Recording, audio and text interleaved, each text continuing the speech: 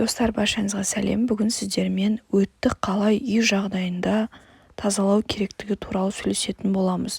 Немесе өттің жұмысын жақсарту туралы сөйлесетін боламыз. Видеоны көрмес бұрын маған подписка жасап лайк қойды ұмытпаңыздар.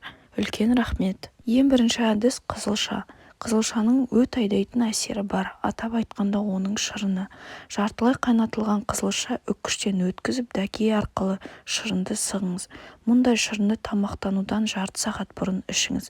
Бірақ қызылша аздап өзіңізді әлсіз сезінесіз, соны ұмытпаңыздар.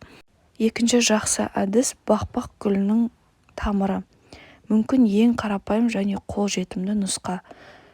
Гүлденген бақбақ тамырларын жинап, шайыңыз және кесіңіз.